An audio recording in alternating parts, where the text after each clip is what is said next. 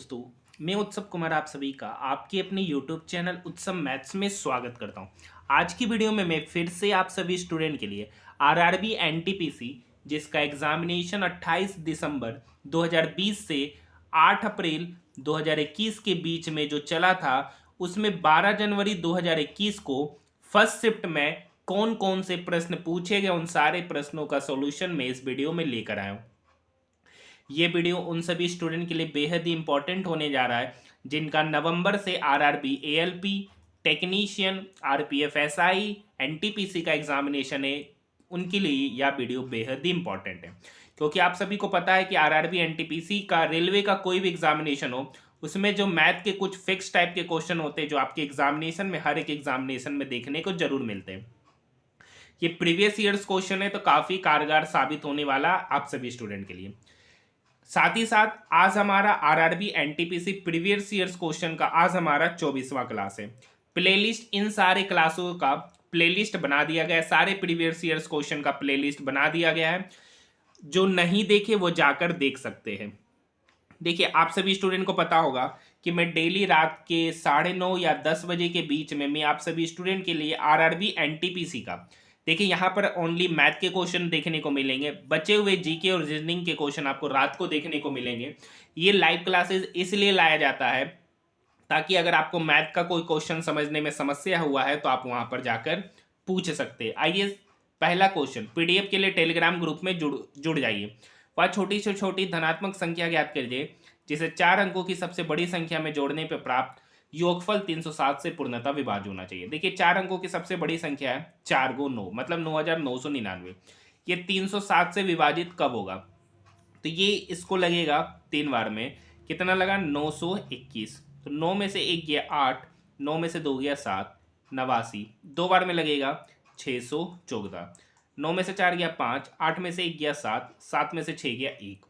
अगर यहाँ पे घटाने बोलता तो ये रिमाइंडर जो निकल के आ रहा वो 175 को घटा देते तो वो संख्या 307 से डिवाइड होता है। लेकिन जोड़ने के लिए बोला जा रहा है तो 360 में सबसे पहले 307 में उस रिमाइंडर को हम क्या करेंगे? घटाएंगे।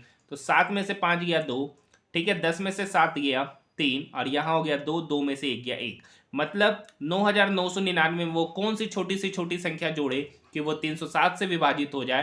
तो 132। इसका सही उत्तर ऑप्शन नंबर फर्स्ट हो जाएगा। नेक्स्ट क्वेश्चन देखिए, जीके के रीजनिंग के प्रश्नों का सॉल्यूशन मैं कराऊंगा रात्रि में, ठीक है। यहाँ देखिए -a³ है प्लस b³ प्लस c³ है। अगर इसको अच्छे से देखिएगा तो यहाँ से a प्लस बी प्लस सी क्या हो रहा है? 0 हो रहा है, क्योंकि a के जगह पर -20, b के जगह पर 13 और c के जगह पर 7। 13 प्लस 7 20, 20 माइनस 20 हो गया 0 के बराबर। तो यानी -a³ plus b³ plus c³ ये कितने के बराबर हो जाएगा? ये बराबर हो जाएगा -3abc। तो बराबर -3, a के जगह पर है 20, b के जगह पर है 13 और c के जगह पर है 7। बस गुना करना है तो 3 दूनी 6, 7 छक 42, 42 गुना 13 करेंगे तो 5460। उसके पहले नेगेटिव साइन रहेगा। ऑप्शन नंबर फर्स्ट इसका सही उत्तर कहलाएगा। नेक्स्ट प्रश्नों की ओर बढ़ रहे। नेक्स्ट प्रश्न क्वेश्चन नंबर 4 क्या कह रखा है? एक दुकानदार एमआरपी पर 20% की छूट देता है। जोगिंदर उस दुकान से कम हुए मूल्य पर 20% की अतिरिक्त छूट लेकर एक सूटकेस खरीदता है। यदि एमआरपी 1200 रुपया है, एमआरपी कितना है? 1200 रुपया, इस पर 20% का छूट दिया तो 1200 का 20% छूट दिया, ठीक है। तो 1200 का 20% 240, तो लिया कितना? 80%, मतलब 960 रुपया। अब जोगिंदर उस दुकान से कम हुए मिल पर 20% अतिरिक्त छूट की पेशकश करता है, मतलब 20% का डिस्काउंट दिया तो लिया कितना? फिर से 80%, यानी 960 का 80%। 0 से 0, 0 से 0, 96 गुना 8 करेंगे तो 8 छक 48 का 8, बाकी 4, 9 8 72 और 4 76, मतलब 768 रुपये में उस सूटकेस को खरीदा। ऑप्शन नंबर 2 इसका सही उत्तर हो गया। नेक्स्ट क्वेश्चन की ओर हम लोग बढ़ रहे। नेक्स्ट मैथ के प्रश्न आपकी स्क्रीन के ऊपर ये रहे। क्वेश्चन नंबर 8 क्या कर रखा है? रोहन दिल्ली से कन्याकुमारी तक की यात्रा 30 घंटे में पूरा करता है। यदि वह अपनी चाल को 1/15 तक कम कर देता है तो उतने ही समय में 10 किलोमीटर कम दूरी तय करता है। तो देखिए, यहाँ पर पहले 15 की स्पीड से गया, अब 1 यूनिट चाल कम किया तो अब 14 की स्पीड से जा रहा है। मतलब उनके स्पीड का रेशियो 15 से क्या हो गया? 14 हो गया। ये स्पीड है। अब बोल रहा है कि टाइम 30 घंटा लगा रहा है, टाइम कितना लगा रहा है 30 घंटा। दोनों केस में मतलब टाइम क्या हो गया कांस्टेंट। जब टाइम कांस्टेंट हो जाता है तो स्पीड और डिस्टेंस के बीच में डायरेक्टली रिलेशन होगा। अगर स्पीड का रेशियो 15:14 है तो डिस्टेंस का भी रेशियो उतना होगा 15:14। अब यहाँ कह रहा है कि पहले वाले में दूसरे वाले में जब उसका स्पीड कमा तो वो 10 किलोमीटर कम दूरी तय करता है 30 घंटे में। यहाँ कितना दूरी तय कर रहा है कम, 1 यूनिट। 1 यूनिट का वैल्यू कितना हो गया 10 किलोमीटर। तो 15 यूनिट का वैल्यू कितना होगा, 1 यूनिट का वैल्यू 10 किलोमीटर, तो 15 यूनिट का वैल्यू हो गया 150 किलोमीटर। पूछ रहा उसकी चाल। अभी से 150 किलोमीटर की दूरी कितना में तय कर रहा है 30 घंटा में, यानी स्पीड निकालना है तो स्पीड बराबर डिस्टेंस अपॉन टाइम, मतलब 150/30 मतलब 5 kilometre per hour. 5 kilometre per hour, option number 4 इसका सही उत्तर हो जाएगा। नेक्स्ट प्रश्नों की ओर बढ़ रहे। नेक्स्ट मैथ के प्रश्न देखिए, क्वेश्चन नंबर 13। आपको पता है, देखिए यहाँ पे 3 कोऑर्डिनेट दे रखा है। अगर फॉर्मूला आपको पता होगा कि त्रिभुज का जो क्षेत्रफल का जो फॉर्मूला होता है ना वो बराबर होता है 1/2 into x1 into 1/2 into x1 into y2 minus y3।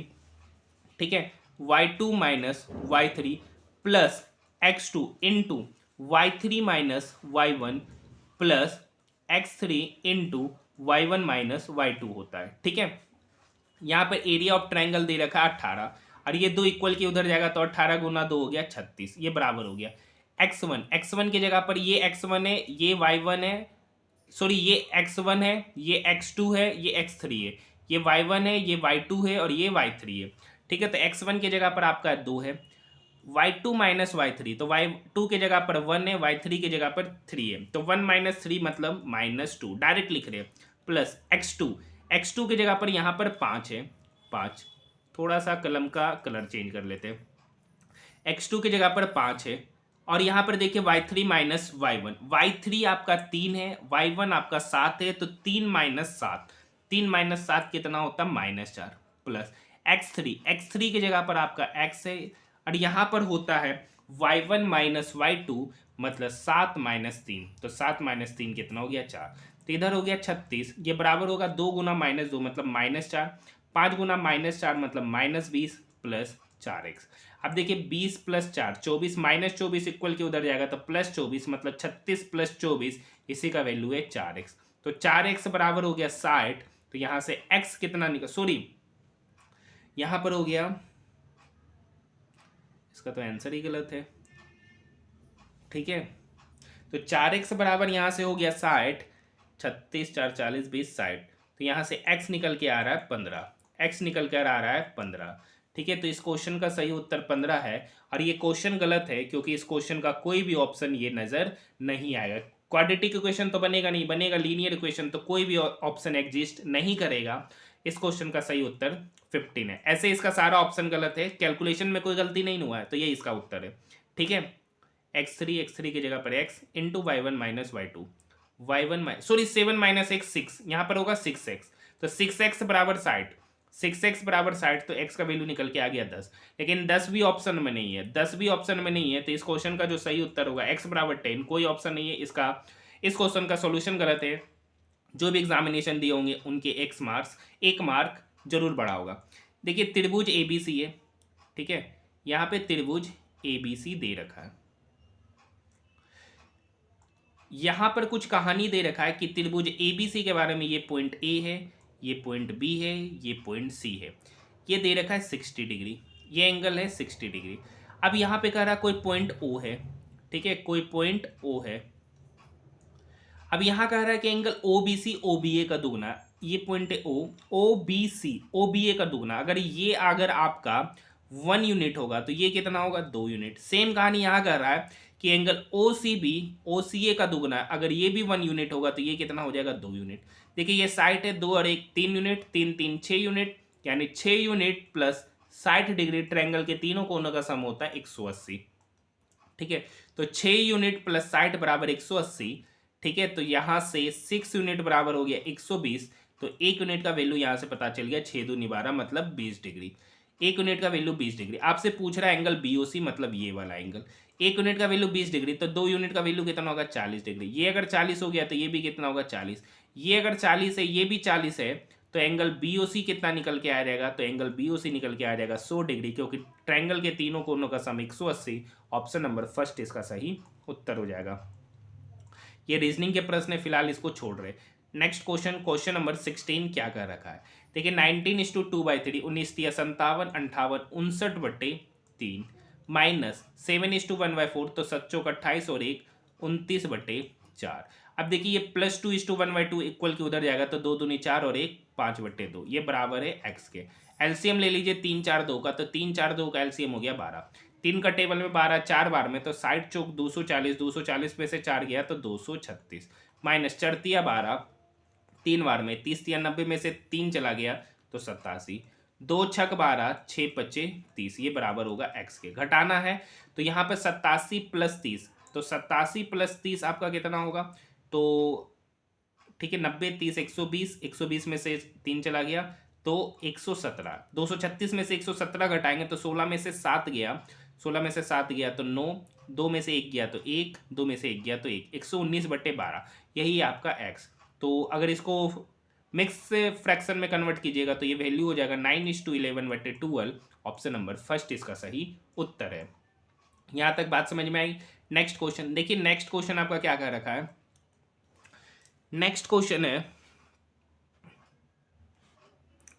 16 sec square theta minus 40 sec theta plus 25 का वैल्यू 0 है और थीटा एक न्यून कोण है, तो टेन थीटा का मान पूछ रहा है। देखिए यहाँ से सेक थीटा, ये एक क्वाड्रेटिक इक्वेशन है, अगर इसको अच्छे से अगर आप देख रहे होंगे तो ये 4 सेक थीटा का होल स्क्वायर है। अगर यहाँ पर देख रहे होंगे ये 5 का होल स्क्वायर, ये बराबर है 0, माइनस 2 इंटू ए की जगह पर है 4 सेक थीटा इंटू 5, तो ये फॉर्मूला हो गया आपका 4 sec theta plus 5 4 sec theta minus 5 is equal to 0। तो यहाँ से सेक थीटा निकल के आ जाएगा 4 sec theta minus 5 is equal to 0, तो सेक थीटा बराबर 5/4 निकल के आएगा। ये सेक थीटा का वैल्यू है 5/4, तो यहाँ से सेक थीटा बराबर क्या होता है? h/b, यानी b हो गया 4, h हो गया 5, तो यहाँ से p कितना होगा? 3। टेन थीटा पूछ रहा है, टेन थीटा बराबर होता है p/b, p का वैल्यू है 3 और b यहाँ पर 4 है, तो इसका सही उत्तर 3/4, option number first. Next question, next question अच्छे से पढ़िए, काफ़ी अच्छा क्वेश्चन है। एक परीक्षा में 35% छात्र एक विषय में और 42% दूसरे विषय में फेल हुए, इनमें से 30% दोनों विषयों में फेल होते। मतलब डाटा क्या कर रखा है? ठीक है, डाटा दे रखा है कि देखिए 35% छात्र एक विषय में फेल हो रहा है और 42% छात्र कोई और विषय में फेल हो रहा है और 30% दोनों विषय में फेल हो रहा है। तो खाली पहला विषय में फेल होने वाला कितना है? तो 35% माइनस 30% मतलब 5%। 5% ऐसे स्टूडेंट है जो सिर्फ एक सब्जेक्ट में फेल हो रहे। यहाँ पर देखिएगा 42 माइनस 30 मतलब 12% ऐसे स्टूडेंट है जो खाली दूसरका सब्जेक्ट में फेल हो रहा है, जो खाली दूसरका सब्जेक्ट में फेल हो रहा है। 12% ऐसे स्टूडेंट है जो सिर्फ दूसरा सब्जेक्ट में फेल हो रहे। पूछ रहा केवल एक विषय में कितने छात्र पास हुए। तो देखिए जो यहाँ पर दे रखा है 5% जो व्यक्ति जो पहला विषय में तो पास है, लेकिन पहला विषय में तो फेल है, दूसरका में पास है, मतलब ये एक सब्जेक्ट में पास है। इसका भी कहानी देखिएगा, ये देखिए दूसरा विषय में फेल है लेकिन पहला विषय में ये क्या है? पास है। मतलब टोटल कितने परसेंट ऐसे स्टूडेंट है जो केवल एक विषय में पास है? तो 5 + 12 मतलब 17% ऐसे स्टूडेंट है जो केवल एक विषय में पास है। टोटल स्टूडेंट की संख्या है 2500, तो 2500 का 17% का ही वैल्यू पूछ रहा है। तो यहाँ से ये कटेगा 00 से 00, 25 गुना 17, 17 25 85 का 5, बाकी 8, 17 दूनी 34 और 8 मतलब 425 ऐसे स्टूडेंट है जो केवल एक सब्जेक्ट में पास है। ऑप्शन नंबर 3 इसका सही। Next question, question number 21, very very important question. क्या कह रखा है? कक्षा 12 के पुनर्मिलन समारोह में 45 छात्रों में से 30 छात्रों ने भाग लिया। ठीक है, यदि समारोह में उपस्थित सभी छात्र एक दूसरे से हाथ मिलाते तो हाथ मिलाने वाले छात्रों की कुल संख्या। तो कभी भी हाथ मिलाने वाले छात्रों की कुल संख्या पूछे तो फॉर्मूला हो जाएगा n into n minus 1/2।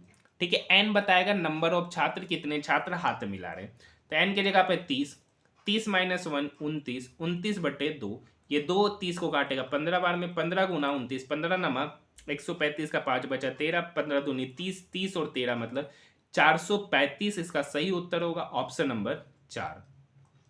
Next question, next math के प्रश्नों की ओर हम लोग बढ़ रहे हैं।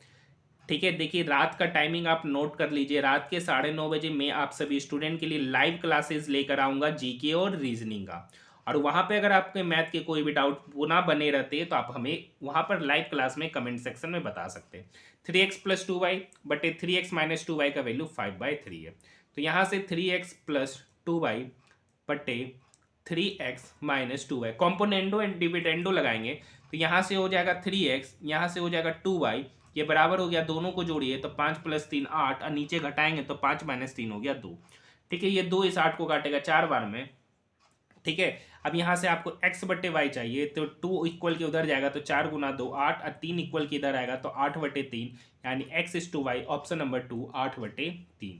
Next question, question number 31। इस टाइप के क्वेश्चन को बनाने का तरीका है कि साइन a + b का वैल्यू √3/2 है तो साइन के किस मान पर उसका वैल्यू √3/2 होता है तो 60 डिग्री, मतलब a + b हो गया 60 डिग्री। सेम कोस के किस मान पर उसका वैल्यू √3/2 होता है तो 30 degree. a + b 60, a - b 30। पहला एंगल निकालना है तो दोनों को सम कीजिए, 2 से डिवाइड कीजिए तो 60 + 30 90, 90 डिवाइडेड बाय 2 मतलब 45 डिग्री। बी निकालना है तो दोनों को सब्ट्रैक्ट कीजिए, 60 - 30 15, सॉरी 60 - 30 30, 30 डिवाइडेड बाय 2 मतलब 15 डिग्री। ए 45, बी 15, ऑप्शन नंबर 2 इसका सही उत्तर कहलाएगा। नेक्स्ट क्वेश्चन, ए बी और सी की औसत आयु 22 वर्ष है। ए बी और सी की औसत आयु 22 वर्ष है, बी और सी की औसत आयु 25 वर्ष है। तो यहां पर पहले ए + बी + सी की आयु का सम क्या होगा। ए + बी + सी की आयु का सम होगा 22 × 3 मतलब 66 वर्ष। बी और सी की औसत आयु 25 वर्ष है तो बी और सी की औसत आयु क्या, औसत आयु 25 है तो सम क्या होगा 50 वर्ष। तो देखिए बी + सी की आयु 50 है, ए + बी + सी की आयु 66 है तो ए की आयु कितना हो जाएगा 66 - 50 मतलब 16 साल। ठीक है, यहां पर ये नहीं पूछ रहा, तो पूछ रहा 9 वर्ष बाद ए की आयु कितनी होगी। अगर वर्तमान में 16 वर्ष है तो 9 वर्ष बाद, तो 9 वर्ष बाद निकालना है तो 16 + 9 कितना हो जाएगा 25 वर्ष। ऑप्शन नंबर फर्स्ट इसका सही उत्तर कहलाएगा। नेक्स्ट मैथ के प्रश्नों की बात करेंगे। देखिए 19 फैक्टर के 100वें स्थानीय मान का अंक बताइए। तो देखिए आपको पता है एक फैक्टोरियल का मतलब, सॉरी एक फैक्टोरियल का मतलब होता है एक, 2 फैक्टोरियल का मतलब होता है 1 × 2 मतलब 2, 3 फैक्टोरियल का मतलब होता है 3 × 2 × 1 मतलब 6, 4 फैक्टोरियल का मतलब होता है उसी तरीके से 6 चौक 24। ठीक है, 4 × 3 × 2 × 1। अब यहाँ देखिए 5 फैक्टोरियल का मतलब होता है 5 × 4 × 3 × 2 × 1 तो 5 चौक 20, 3 60 दूनी 120। इसी तरीके से अगर आप 6 फैक्टोरियल निकालिएगा तो उसका वैल्यू निकल के आएगा 720। अगर आप यहां से अच्छे से देख रहे होंगे कि 5 फैक्टोरियल से यूनिट डिजिट पे क्या आने लगा 0, तो 5 फैक्टोरियल के बाद का ही नंबर पूछ रहा है। 19 फैक्टोरियल, 19 फैक्टोरियल के 100वें स्थानीय मांग का अंक बताइए। तो 100वें स्थानीय मांग का भी अंक क्या होगा 0 होगा। इसका सही उत्तर ऑप्शन नंबर फर्स्ट होगा। यहां तक बात समझ में आए, काफी अच्छा, वेरी वेरी इंपॉर्टेंट क्वेश्चन है। देखिए यहाँ 100वां स्थानीय मान पूछा है तो 100वां स्थानीय मान भी 0 होगा, क्योंकि जैसे जैसे आगे जाते जाइएगा 0 की संख्या भी क्या होते जाएगा, लास्ट से बढ़ते जाएगा। ये देखिए यहाँ पर देखिए a × a square, b × b square, और यहाँ पे हो गया 2 × a × b, क्या होता है a + b का होल स्क्वायर। a के जगह पर है 394, b के जगह पर है 106, इस दोनों का सम का होल स्क्वायर। 394 + 106 300, 400 और 1 500, 500 का स्क्वायर कितना होता है तो 25, 25 25 पर 4 0, 25 पे 4 0, ऑप्शन नंबर 3 इसका सही उत्तर हो गया। नेक्स्ट प्रश्नों की ओर हम लोग बढ़ रहे हैं। नेक्स्ट मैथ के प्रश्न यहाँ पर है, वह छोटी सी छोटी धनात्मक संख्या ज्ञात करें जिसे संख्या 5970 से घटाने पर प्राप्त अंतर पूर्ण वर्ग हो। तो देखिए 5970 एक संख्या है, पूर्ण वर्ग निकालना है, घटाना है। तो घटाने के केस में हम लोग लॉन्ग डिवीजन मेथड से जाते हैं। तो 2 नंबर, ये 59 किसके स्क्वायर के बराबर या कम है, तो 8 का स्क्वायर करेंगे तो 64 होता है, 7 करेंगे तो 7 का स्क्वायर हो गया, 7 बार में 49। तो यहाँ से घटेगा और यहाँ पे जुटता है तो 7 + 7 14 हो गया, 9 में से 9 गया 0, 5 में से 4 गया 1, 1070, 14 यहाँ से इसको शायद 47 बार में लगाएंगे, लगा के देखते। 7 7 49 का 9 बाकी 4, 7 चौक 28, 28, 7 7 49 का 9 बाकी 4, 7 चौक 28, 4 32 का 2 बाकी 3, 7 का 7 और 3 10 29। ठीक है, तो यहाँ पे घटा दीजिए तो 10 में से 9 गया 1, 6 में से 2 गया 4, कट्टुम कुट्टी। मतलब कितनी संख्या घटाना है, यहाँ रिमाइंडर के तौर पर कितना बच रहा है, 41 बच रहा है।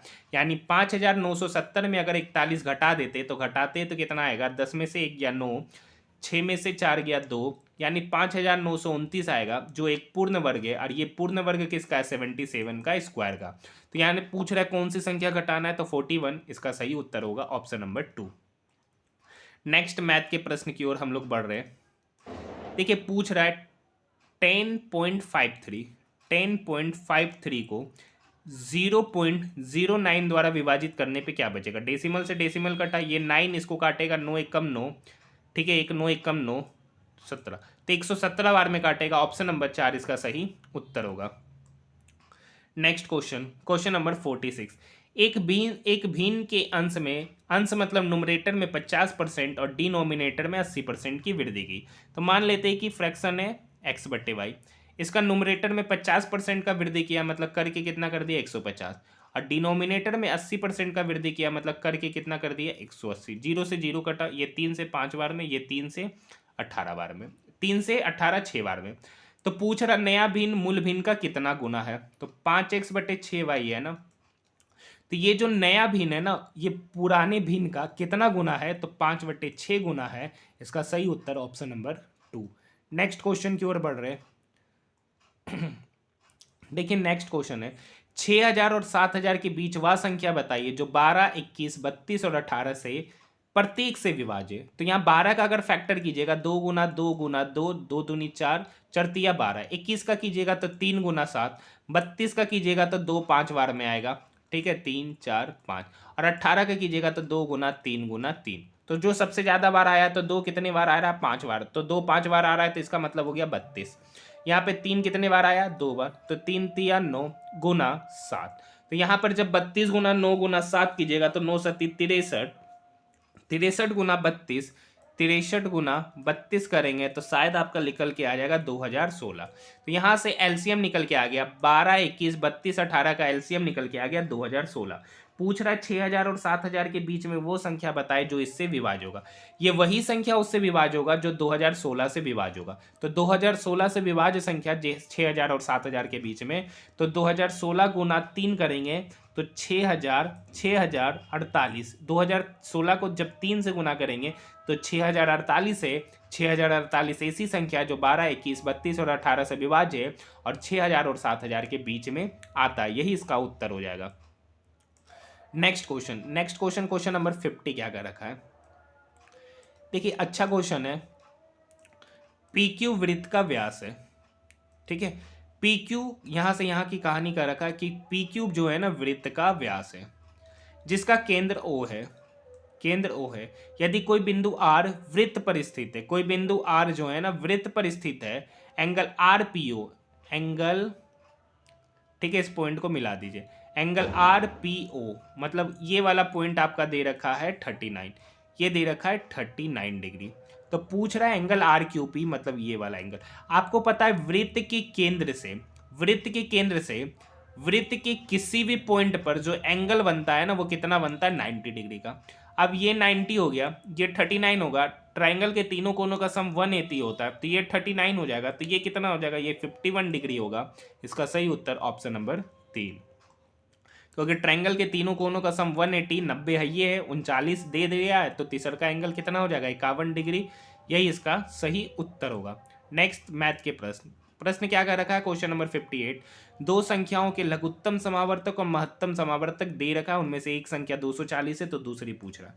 आपको एक फॉर्मूला पता होगा, एलसीएम गुना एचसीएफ बराबर होता है फर्स्ट संख्या इंटू सेकेंड संख्या। देखिए आप लोग कमेंट सेक्शन में बताइए कि आप लोग में से कितने ऐसे स्टूडेंट हैं जो डेली हमारे वीडियो को देखते हैं, डेली लाइव क्लासेस को भी देखते हैं। तो यहाँ पे फर्स्ट संख्या है आपका 240, सेकेंड पूछ रहा है तो मान लेते x। 1 0 से 1 0 क्या हो गया, कट गया।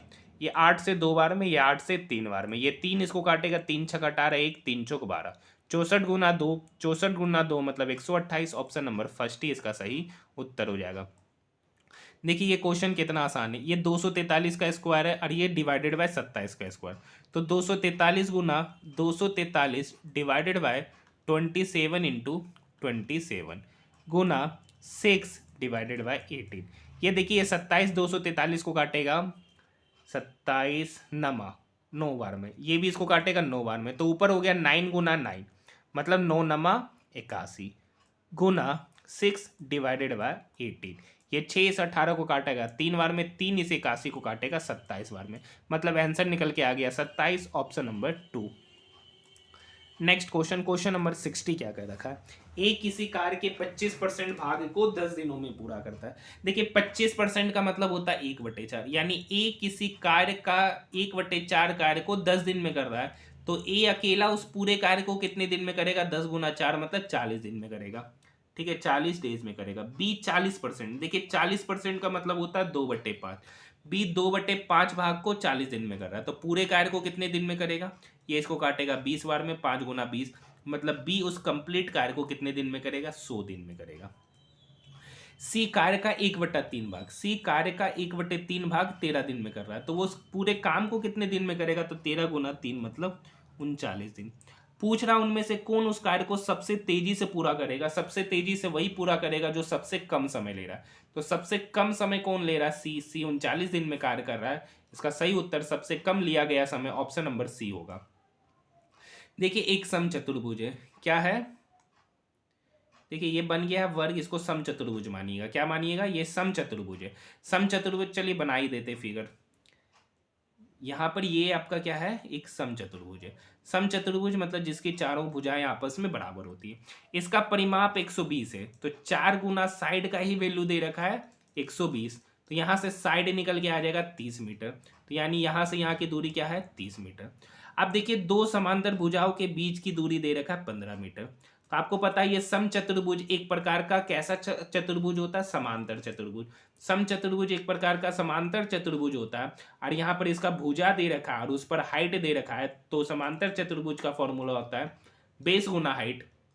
बेस आपका 30 है, हाइट आपका 15 है, 30 गुना 15 मतलब 450 cm स्क्वायर, सॉरी मीटर है, तो 450 मीटर स्क्वायर, ऑप्शन नंबर 2। ऐसे सम चतुर्भुज का एरिया का फॉर्मूला निकालने के लिए वो बराबर होता है 1/2 into D1 into D2। D1 D2 इसका विकर्ण है, D1 D2 अगर दे रखा होता तो उसके विकर्ण को गुना करके 2 से डिवाइड कर देते। ये दूसरा तरीका होता है समचतुर्भुज का एरिया निकालने का। नेक्स्ट क्वेश्चन, नेक्स्ट मैथ के क्वेश्चन क्या कह रखा है, क्वेश्चन नंबर 65। देखिए इसके दो रूट अल्फा और बीटा है मान लेते दे रखा है, और अल्फा माइनस बीटा 1 है, एम का मान पूछ रखा है। तो देखिए अल्फा प्लस बीटा क्या होता है, minus B Y, minus of -5 मतलब 5 हो जाएगा, और अल्फा इंटू बीटा होता है सी बाई ए, सी के जगह पर एम है और ये आपका 1 है। एक फॉर्मूला आपको पता होगा कि ए प्लस बी का जो होल स्क्वायर होता है ना, वो बराबर होता है ए माइनस बी के होल स्क्वायर प्लस 4ab के। तो यहाँ पे अल्फा प्लस बीटा का होल स्क्वायर मतलब 5 का स्क्वायर हो गया 25, बराबर अल्फा माइनस बीटा का होल स्क्वायर मतलब 1 का स्क्वायर हो गया 1 प्लस 4 इंटू एम।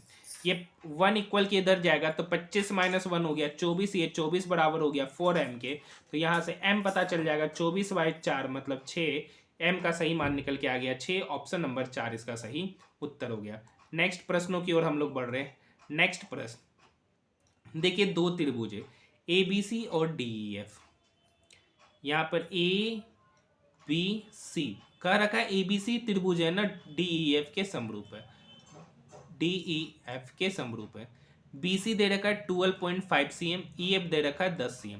तो देखिए उसके क्षेत्रफल का अनुपात पूछ रहा है, तो देखिए त्रिभुज ABC के क्षेत्रफल, त्रिभुज ABC दो त्रिभुज अगर समरूप हो जाते हैं ना, तो उनके क्षेत्रफल का जो अनुपात होता है वो उनकी संगत भुजाओं का जो अनुपात होता है ना उसका स्क्वायर के बराबर होता है। तो यानी इस दोनों साइड का स्क्वायर का रेशियो ले लीजिए, तो 12.5/10 यानी 12.5 इंटू 12.5, डेसिमल हटाएंगे तो नीचे आएगा 100। अब देखिए 10 को 2 बार गुना करना है मतलब 100, ये 25 से 5, 25 25 125, ये 25 से 4, तो यहाँ भी हो गया 5, यहाँ भी हो गया 4, 5 गुना 5 मतलब 25 और 4 गुना 4 मतलब 16, मतलब उनके बीच रेशियो हो गया 25:16, ऑप्शन नंबर 2।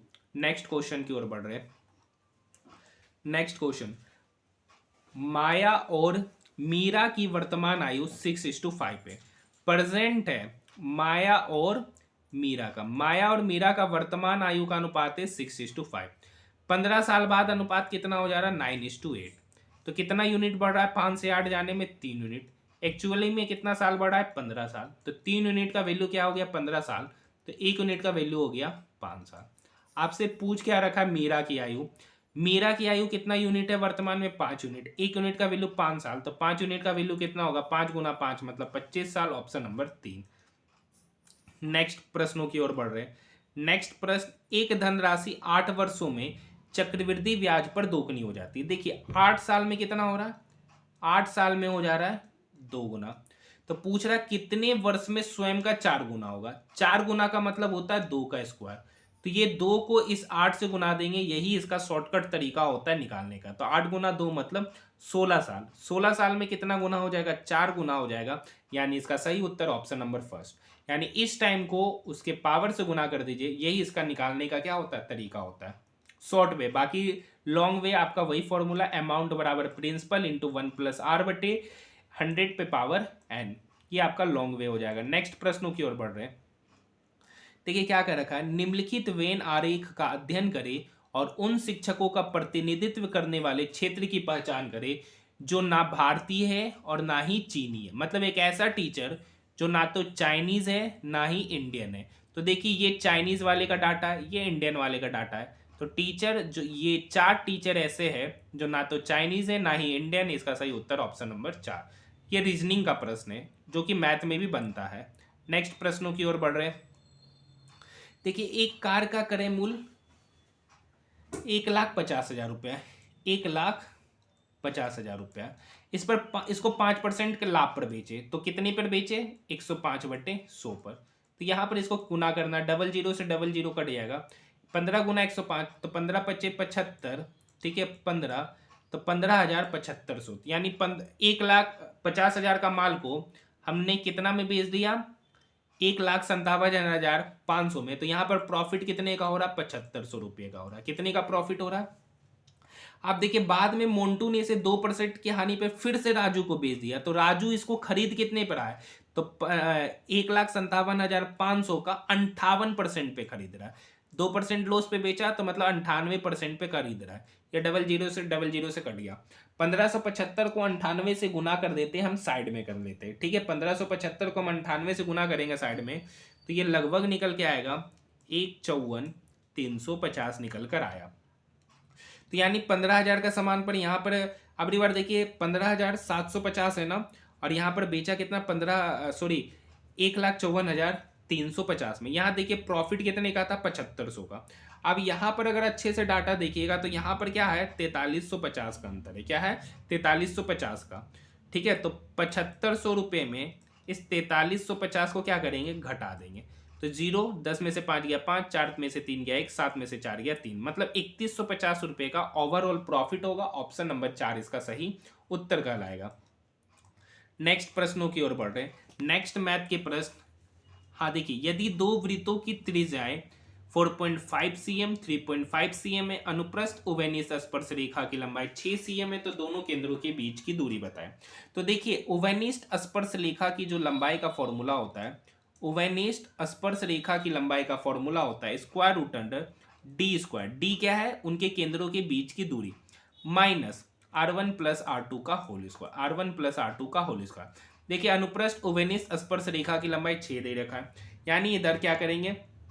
कुछ नहीं करेंगे, बस वैल्यू पुट करेंगे। तो यहाँ पर 6 का स्क्वायर हो गया 36। आपसे पूछ रहा केंद्रों के बीच की दूरी मतलब डी।